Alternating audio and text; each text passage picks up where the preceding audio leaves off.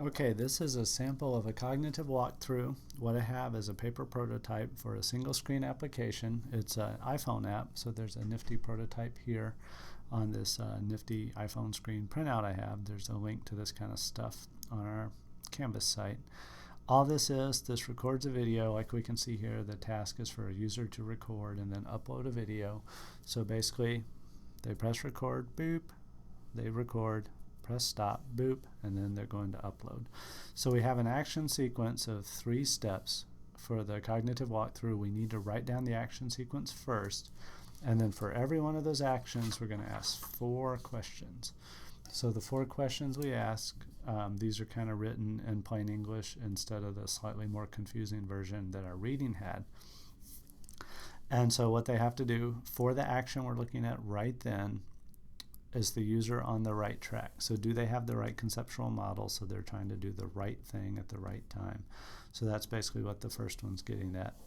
The second one, just once they know what they're doing, can they see what they need to do? Is it there on the screen for them to access?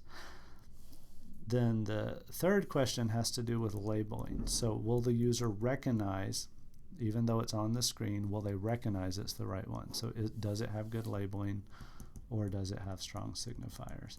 Then finally, once they do that, will the user get good feedback? Will they understand the feedback? So those are the 4 questions. We have an action sequence that's 3 steps, and then at every step, we're going to ask and answer 4 questions.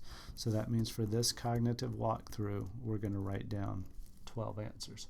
So without further ado, for the first step, we're going to say, okay, the user is going to press record. So then at first we ask, okay, is that in line with the mental model? And yes, if you're going to record a video, you need to start. So for question 1, we're going to answer yes. For question 2, is the action visible? Well, it's right there. Yes. For question 3, will the user recognize the action as the correct one?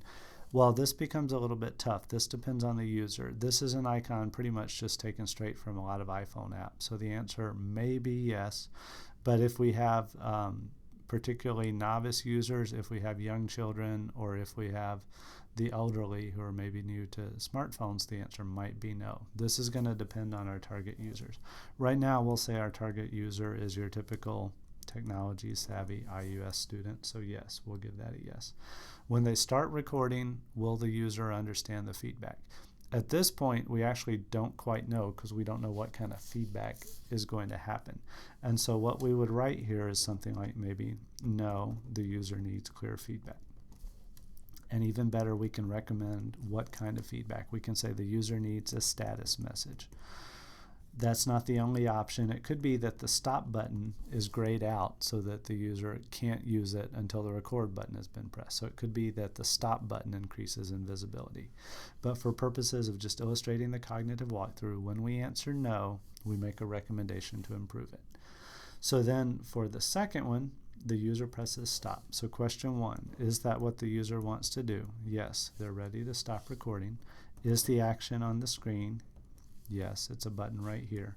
Will user recognize the action as the correct one? Possibly. It's the universal symbol for stop. A lot of iPhone apps now use an X instead. And when we read about slips and errors, mistakes that users make, we'll maybe recognize that this symbol is a little too close to the record symbol. So we might want to recommend another symbol. So what we can say here is maybe no, they won't. Recommend using an X instead.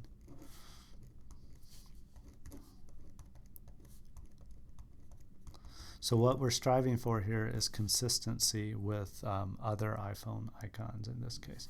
Finally, will the user understand the feedback they get? Well, we would say the same as for no, they need a status message.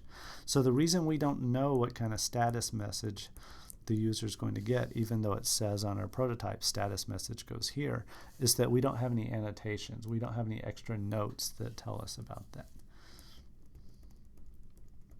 So then the third step, the user is going to press the upload button. So I don't have room at the bottom of the page. I'm going to answer those questions here.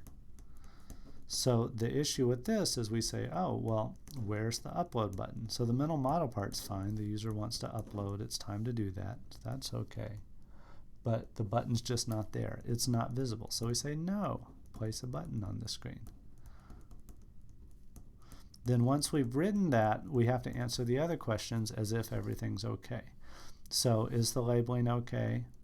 Yes, assuming that the button is adequate that gets placed on the screen. Will the user understand the feedback? Yes, assuming they get feedback.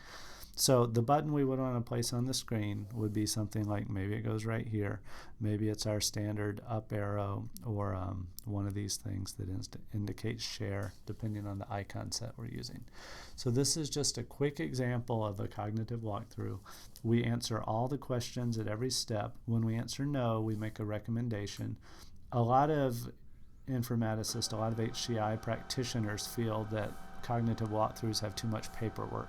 So a lot of times the answers yes get omitted. In class, we can't do that. That's not an option. You have to show that you know how to use a cognitive walkthrough. So we answer all 4 at every step. We ask and answer a lot of questions.